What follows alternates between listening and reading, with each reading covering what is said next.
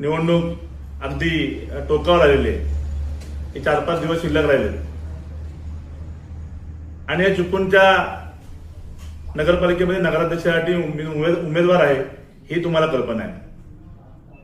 आपल्याला चिपळूणसाठी काय केलं पाहिजे या संदर्भात मी प्रामुख्याने तुम्हाला आज बोलवले. तुम्हाला कल्पना आहे की आपल्याला चिपळूणमध्ये डेव्हलपमेंट वाढवण्यासाठी आपल्याला रेड लाईन ब्ल्यू लाईन कशी हटवता येईल. कारण माझे पक्षप्रमुख, माझे पक्षाचे मुख्य नेते स्वतः नगर विकास मंत्री आहेत. त्यांच्या संदर्भात वारंवार बैठका झाल्या. आदरणीय पालकमंत्री साहेब असतील, आदरणीय शेखर सर असतील, या माध्यमातून आपण सर्वप्रथम रेड लाईन ब्ल्यू लाईन आपल्या चिपळूणच्या डेव्हलपमेंटसाठी हटवण्यासाठी माझा प्रयत्न 100% पहिला असेल. अनेक गोष्टीचा आपल्याला चिपळूणच्या डेव्हलपमेंटसाठी करायचे आहेत. त्याच्यामध्ये प्रामुख्यानं आपल्याला जर सांगायचं झालं तर आपलं चिपळूण आपण बघितलं तर गेले 2021च्या पुरामध्ये एकदा अडचणीत आलो होतो आपण. तुम्हाला सर्वांना त्याची जाणीव आहे. कारण चिपळूण शहर जर एकनाथ शिंदे साहेबांनी त्यावेळी जे नगरसेवक विकास मंत्री होते त्यांनी चिपळूणच्या नगरपालिकेला तेव्हा 2 कोटी रुपये तात्काळ सगळं स्वच्छता करण्यासाठी दिलं. तेवढंच नाही तर आपल्याला अत्याधुनिक यंत्रणा ज्या पाहिजे होत्या, ते नवी मुंबई असेल, मुंबई असेल, ठाणा महानगरपालिका असेल, ह्या सगळ्या यंत्रणांनी आपलं चिपळूण सुंदर केलं. आपल्याला एक चांगलं पद्धतीनं सहकार्य केलं. त्याचबरोबर तुम्हाला बोलायचं झालं तर आदरणीय पालकमंत्री साहेबांनी त्याच्यामध्ये मोठा विषय हातामध्ये घेतला की गाळ काढण्याचा. आपल्याला वारंवार म्हणजे मला वाटतं की साहेबांनी जेव्हा गाळ काढायला सुरुवात केली तेव्हा वारंवार आठवड्यानं स्वतः प्रांताधिकाऱ्यांना घेऊन, स्वतः पूर्ण प्रशासन घेऊन साहेब त्या नदीपर्यंत पालकमंत्री महोदय आमचे उदय सामंत साहेब पोहोचले. सांगण्यामागचं कारण तुम्हाला एवढंच आहे की आपल्याला चिपळूण शहर हे पूरमुक्त करायचं आहे. आपल्याला चिपळूणमध्ये जो पुराचा जो धोका होतो तो आदरणीय आपल्या आमदार शेखर सरांनी नलावडे बंधारासारखा विषय घेतला हातामध्ये. त्याला आमच्या पालकमंत्री महोदयांनी किंवा आदरणीय एकनाथ शिंदे साहेब असतील, देवेंद्र फडणवीस साहेब असतील, अजित पवार असतील, यांनी निधी उपलब्ध करून आपल्याला पुरापासून धोका कसा कमी होईल या संदर्भात आपल्याला नलावडा बंधारा दिला. आपल्याला त्याचबरोबर काय करायचं आहे, आपल्याला मेरिटाईम बोर्डची परमिशन घेऊन आपल्याला जो खालच्या खाडीचा आपण स्वच्छ केली, खाडीतला जर गाळ काढला तर मला वाटतं की आपलं चिपळूण पूरमुक्त होऊन जाईल. परत चिपळूणमध्ये पुराचा धोका निर्माण होणार नाही. आणि मी ते मेरिटाईम बोर्डाचे मंत्री महोदय जे आहेत, किंबहुना आमचे मुख्यमंत्री देवेंद्र फडणवीस साहेब असतील, मुख्यमंत्री उपमुख्यमंत्री अजितदादा असतील, माझ्या पक्षाचे मुख्य नेते एकनाथ शिंदे साहेब असतील, पालकमंत्री उदय सामंत साहेब असतील, यांचा पाठलाग करून त्यांना ज्या पद्धतीनं मेरिटाईम बोर्डाची परमिशन कशी घेता येईल आणि माझ्या चिपळूणमध्ये गाळ काढून चिपळूण शहर कसं पूरमुक्त करता येईल, पूर भरणार नाही याची दक्षता 100% माझी घेतली जाईल. त्याचबरोबर तुम्हाला कल्पना आहे की आपल्या रस्त्याची जी आता अवस्था झाली, परंतु मी जेव्हा नगरपालिकेमध्ये 16 ते 21 काम केलं आणि तुम्हाला याची कल्पना आहे की आपला जो पावरास पासूनचा जो रस्ता चिंतानाक्यापर्यंत आहे तो आपले सर्वांचे आधारस्तंभ कैलासवासी नाना जोशी यांचा आपण तिथे नामफलक दिलेला आहे. नानांच्या नावाला साजेल असा आपण तो रस्ता करणार आहोत. आपण त्या संदर्भात राजू जोशी साहेबांशी माझं बोलणं झालंय. त्या संदर्भात आपला पत्रव्यवहार झालेला आहे. तुम्हाला एक देखणा रस्ता म्हणजे देखणा रस्ता कसं दोन्ही बाजूला डिवाइड असेल, झाडं असतील आणि एक देखणा नानांच्या नावाला साजेल असा त्या समोर तुम्हाला एक असा सुंदर रस्ता दिसेल. म्हणजे चिपळूणमध्ये मला तर असं वाटतं की जेव्हा वारंवार आपल्याला खोदायला लागतं त्यामुळे आपल्याला रस्त्यांची नासधूस होते. आपण सगळे रस्ते ज्या अंतर्गत ज्या लोकांना सिमेंट कॉन्क्रीटचे लोकांची आता मागणी आहे आणि मी ते रस्ते स्वतः सिमेंट कॉन्क्रीटचे करण्याच्या मानसिकतेमध्ये आणि ते 100% करणार. कारण कसं होतं की आपण रस्त्याचं बघतो की 2-2 वर्षानंतर काही अडचणी येतात आणि आपल्याला रस्त्याला काही अडचणी निर्माण होतात आणि ते खड्डे पडतात वगैरे अनेक अडचणी होतात. आपण जर बघितलं तर आज आपला जो मुंबई गोवाचा जो रस्ता आहे तोही आपला सिमेंटचा आहे. त्या पद्धतीनं माझ्या चिपळूण शहरामधले सगळे रस्ते मी जेवढे मला अंतर्गत रस्ते किंबहुना मुख्य रस्ते जसे चांगले करता येईल ते सगळे मी कॉन्क्रीटचे रस्ते करण्याच्यामध्ये मी 100% मी जिद्द ठेवलेली आहे आणि त्या पद्धतीने मी करणार. पुढचा मुद्दा आपला असा आहे की आपली चिपळूणची नगरपालिका. आता तुम्हाला कल्पना आहे की आता आमची नवीन बॉडी निवडून गेल्यानंतर आम्हाला बसायला जागा नाही. त्यामुळं आपण कुठे बसायचा हाच पहिला मुळात प्रश्न पडलाय. मुळात सांगायचं दुसरी गोष्ट, मला कोणावर टीका करायची नाही, परंतु शेंगदाण्यातनं टॅक्स जमा जो झाला त्यातून जी आपण इंग्रजांनी पहिली जी बिल्डिंग बांधली ती बिल्डिंगची अवस्था आणि आज आपण जी 30-35 वर्षापूर्वी जी बांधलेली ज्यांनी बांधली त्याची अवस्था अतिशय धोकादायक असं फलक तुम्ही सगळ्यांनी बघितलं असं तुमच्या वारावर प्रत्येकाचं येणं जाणं आहे तिथे.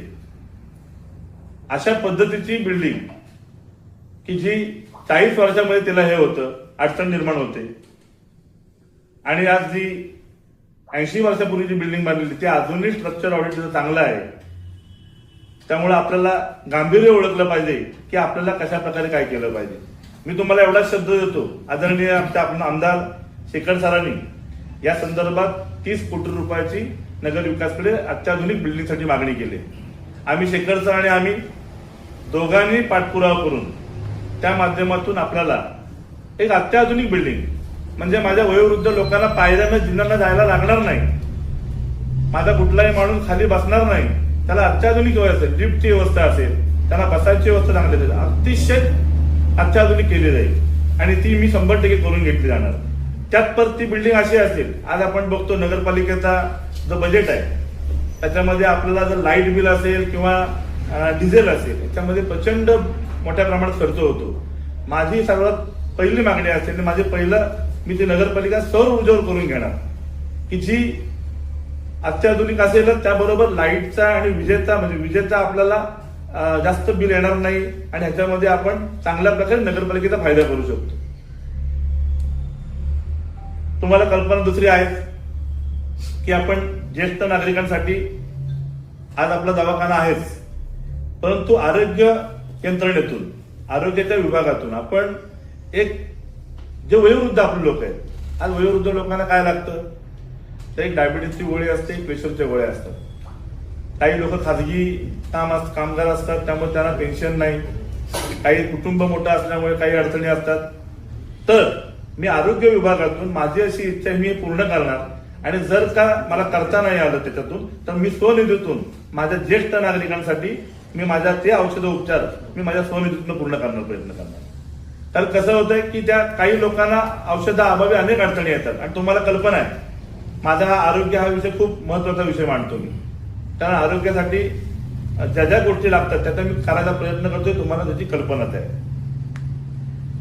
त्याचबरोबर महिला प्रशिक्षण, आज आमच्या तेव्हाचे मुख्यमंत्री आणि आताचे उपमुख्यमंत्री यांनी आमच्या मुख्यमंत्री असताना जेव्हा स्त्रियांसाठी लाडकी बहीण योजना काढली, अनेक नेत्यांनी वळगणी केली की आपण ही लाडकी बहीण योजना आपण बंद पडणार, आज बंद पडणार, पुढच्या महिन्यात बंद पडणार, उद्या बंद पडणार. परंतु माझं सरकार इतकं खंबीर आहे, त्याच्यामध्ये आदरणीय फडणवीस साहेब आहेत, आदरणीय अजितदादा आहेत आणि माझ्या पक्षाचे मुख्य नेते ज्यांनी सुरुवात केली की माझ्या लाडक्या बहिणीला स्वतःच्या पायावर उभं राहण्यासाठी की त्यांनी लाडकी बहीण योजना काढली.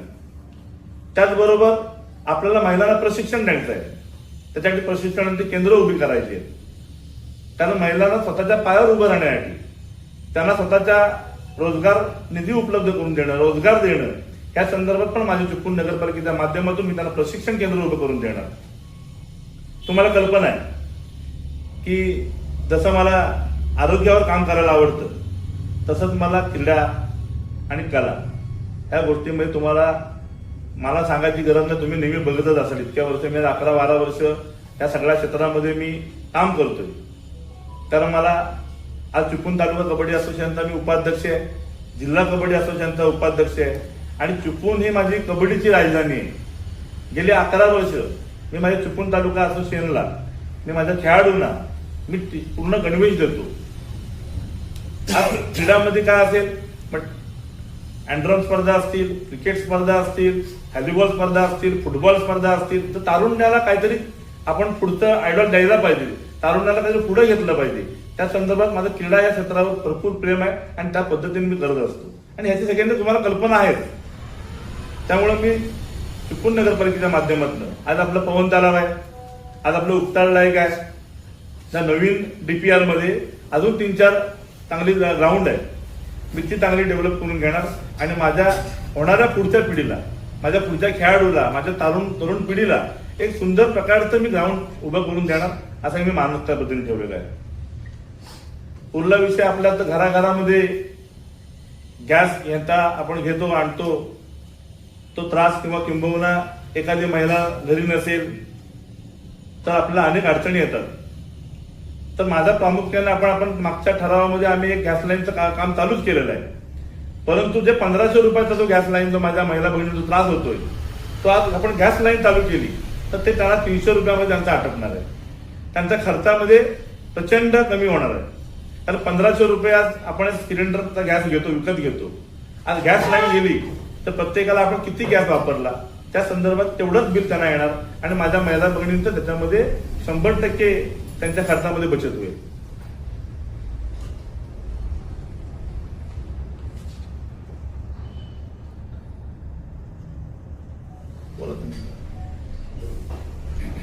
आपण मग शेखर निकमाचे 2-3 वेळा उल्लेख केला.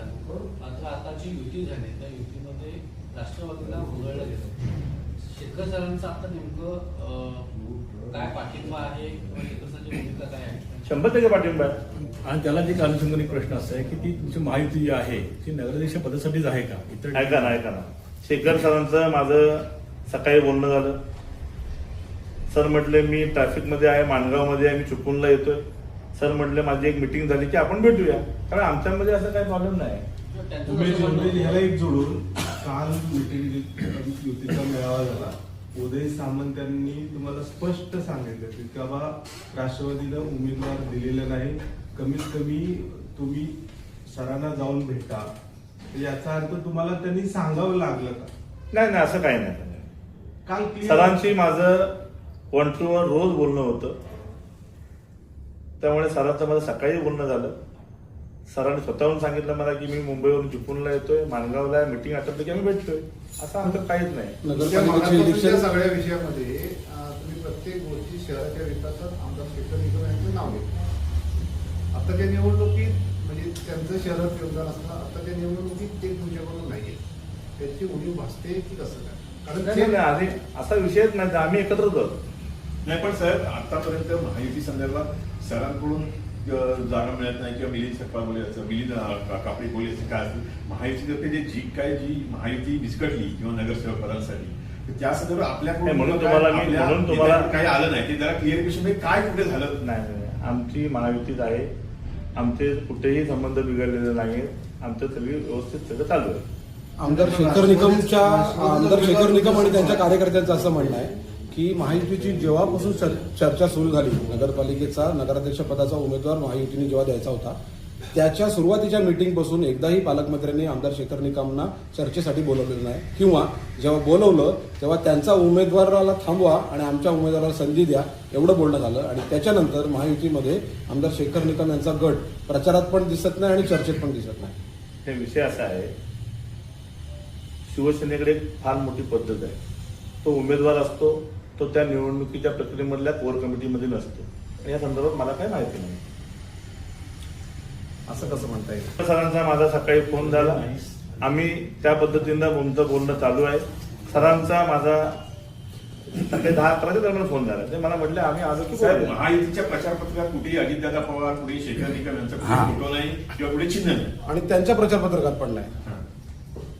ते वरचे पक्ष बघतील काय, नेते बघतील. आमचे दोन्हीकडून असं सांगितलं जातं की मैत्रीपूर्ण लढत आमची आहे सर्वत्र. हे नेत्यांचं बोलणं चालू आहे. मला नेत्यांचं बोलणं चालू आहे, मला इथली कल्पना नाही. दुसरा एक प्रश्न असा की आज योगायोगाने संविधान दिन देखील आहे आणि विकास कामाकडे नागरिकांनी बघितलं आवश्यक असताना समाजाचं राजकारण करून उमेदवार उभे केले जातात, तर याबद्दल आपली काय प्रतिक्रिया आहे? सर्वप्रथम संविधान दिनानिमित्त सर्वांना शुभेच्छा देतो. आणि आपण सगळे ज्ञात आहोत, आपल्याला कल्पना आहे, आपल्याला समतेचा भाव आहे. आपल्याकडे सर्व धर्म समभाव अशा पद्धतीनं आपल्या या घटनेमध्ये सगळं चालू आहे. आणि आपण विकासाकडे जर ठेवलं लक्ष, विकासाकडे लक्ष ठेवलं तर आपला चुकून कसं आपल्याला चांगलं करता येईल त्या पद्धतीने आपण जाऊया. तुम्ही सगळा आता काही मुद्दे मांडला विकासाच्या दृष्टीने, पण त्याच्यामध्ये पर्यटन असा विषय नव्हता. चिपळूण हे एक मध्यवर्ती ठिकाण आहे, मग त्या दृष्टीने तुमच्या डोक्यात काही विचार आहे का? हा सुंदर प्रश्न आहे तुमचा, परंतु तुम्हाला कल्पना असं की आपलं जो चिपळूण आहे ते निसर्गाच्या आतमध्ये बसलेलं आहे. चारी बाजून आपल्याला असं पूर्ण डोंगराने वेढलेलं आहे. अनेक गोष्टी करण्यासारख्या आहेत. मागच्या वेळी काय कोणी का नाही केलं याची कल्पना मला नाही, परंतु मी जरी बोललो नसलो तर याची माझ्या डोक्यामध्ये काही विजन आहे. तुमच्या माध्यमातून आपण ते पूर्ण करणार. तुम्ही जे काल उदय सामंत यांनी मेळावा घेतला, बरेचसे आपल्याच लोकांना थोडंसं काम पेचके दिल्या, कारण काय होतं? मला नाही जाणवलं.